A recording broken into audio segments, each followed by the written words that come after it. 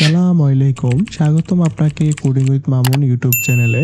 যদি আপনি আমার চ্যানেলে নতুন হয়ে থাকেন তাহলে অবশ্যই আমার চ্যানেলটি সাবস্ক্রাইব করবেন। একটা ফাংশন ডিফাইন করব, সেক্ষেত্রে আমরা চলে যাচ্ছি মেইন মেথড। এটা হলো আমাদের মেইন মেথডের বডি। আমরা মেইন মেথডের বাইরে চলে যাব। এখন একটা ফাংশন আমরা ডিক্লেয়ার করব, সেজন্য প্রথমেই ফাংশনের টাইপ দিতে হবে যে আমরা কোন ধরনের ফাংশন এখানে করতে চাচ্ছি। আমি একটা ভয়েড টাইপের ফাংশন করব, যাতে আমি এখানে কোনো কিছু রিটার্ন করব না।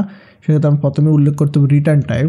আমি রিটার্ন টাইপ উল্লেখ করে দিচ্ছি ভয়েড, এবং ফাংশন নাম দিতে হবে। আমি এখানে ফাংশন নাম দিচ্ছি ফাইন্ড পেরিমিটার্স নামে একটা ফাংশন দিয়ে দিলাম, এবং ফাংশনের বডি আমি দিয়ে দিলাম। আমার ফাংশন রেডি, ফাংশনের বডি রেডি। এখন আমি এখানে একটা ভেরিয়েবল নিয়েছি, ইন্টিজার লেন্থ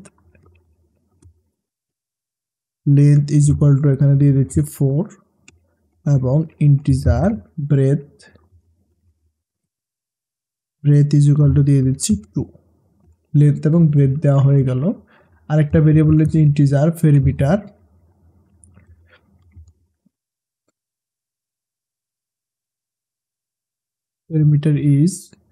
পেরিমিটার আমরা কি দেবো, integer perimeter is equal two 2 into আমরা এখানে লেন্থ এবং ব্রেথটাকে লেন্থ প্লাস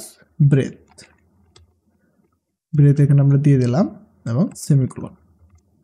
আমরা এখানে কি করলাম, পেরিমিটার নামে আরেকটা ভেরিয়েবল নিয়েছি, তার মধ্যে 2 ইন্টু লেন্থ এবং ব্রেথটাকে যোগ করে রেখেছি। এটাকে আমরা ব্র্যাকেটের ভিতরে দিলে আরেকটু সুন্দর হয়। ব্র্যাকেটের ভিতরে আমরা এখানে দিয়ে দিলাম। এখন আমরা এটাকে প্রিন্ট করব। প্রিন্টের মধ্যে আমরা কি লিখতে পারি, দা পেরিমিটার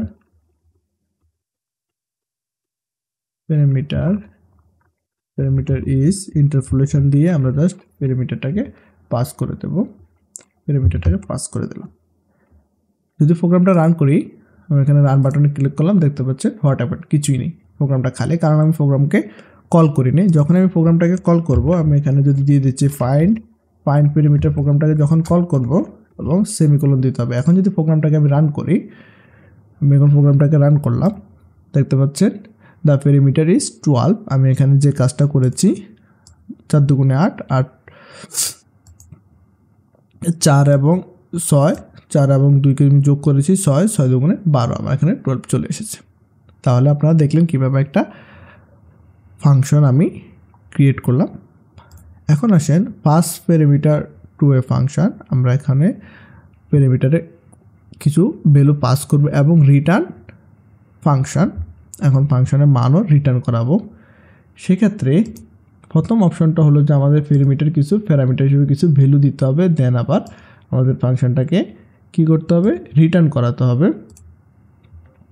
তাহলে এখন আমি আরেকটা ফাংশন করব, যে কিভাবে আপনারা এরিয়া ক্যালকুলেট করবেন, সেই ফাংশনটা আমি এখানে দেখাচ্ছি। তাহলে এখন আমি প্রথমে দিয়ে দিচ্ছি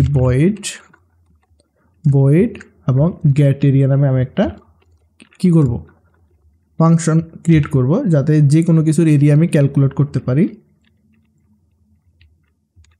গেট এরিয়া, এবং এখানে আমি ইন্টিজার লেন্থ এবং ব্রেথটা নিয়ে নেব। লেন্থ এবং আরেকটা ভেরিয়েবল নিয়ে নিচ্ছি ইন্টিজার ব্রেথ নামে।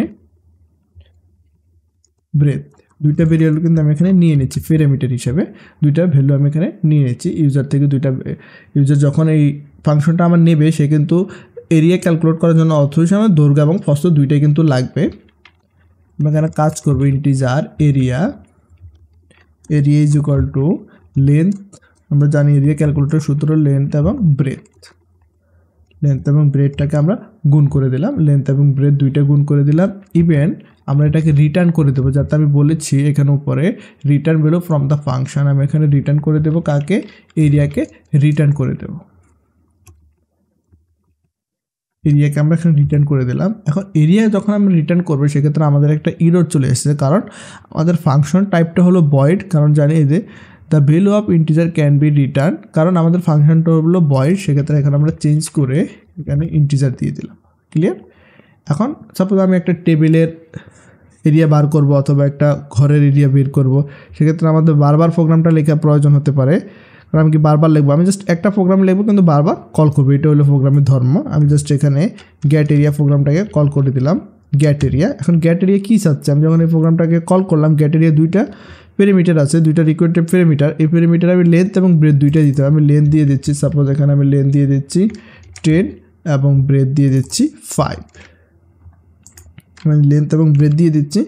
লেন্থ এবং ব্রেথটা দুইটা কার মধ্যে দুইটা কিন্তু আবার কি রিটার্ন করবে, লেন্থ এবং ব্রেথ এখানে আসলো, লেন্থ এবং ব্রেথ গুণ করলো, এরিয়ার মধ্যে ছিল এবং এরিয়াটা কিন্তু আবার সে রিটার্ন করে দিয়েছে আমাকে। এখন আমি এরিয়াটাকে কার মধ্যে রাখবো, আবার এখানে আমি ইন্টিজার আমি রেক্ট ইন্টিজার এরিয়া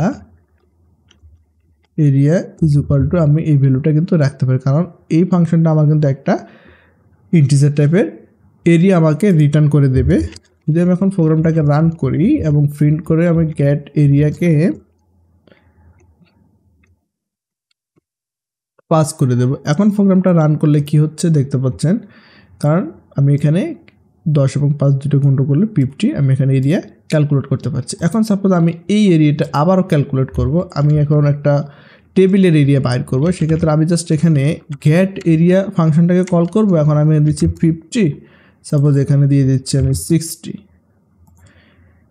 60 দিয়ে দিচ্ছি এবং এই ভ্যালুটা আমি আরেকটা ভেরিয়েবলের মধ্যে রাখতেছি, integer x is equal to আমি এই ভ্যালুটা রেখে দিয়েছি। এবং প্রোগ্রামটা যদি আমি আবার প্রিন্ট করি, এখানে আমি আবার প্রিন্ট করে দিচ্ছি প্রিন্ট এক্সটাকে আমি প্রিন্ট করে দিলাম। দেখতে পাচ্ছেন জাস্ট আমি এখানে কিন্তু মেইন লজিকটা কিন্তু আমার এখানে, আমাদের মেইন লজিকটা কিন্তু এখানে বারবার প্রোগ্রামটাকে আমি কাজ করতেছি। কারণ কী জন্য কাজ করতে পারছি, কারণ এটা রিডেবল কোড, কারণ আমি এই কোডটাকে বারবার রিইউজ করতে পারতেছি, কারণ এটা একটা ফাংশনটাকে এইভাবেই মূলত ফাংশনের মেইন বেনিফিটটা এটাই যে এই জন্যই আমরা ফাংশনটা ইউজ করবো, কারণ বারবার আমরা কোডটা লিখতে প্রয়োজন হচ্ছে না।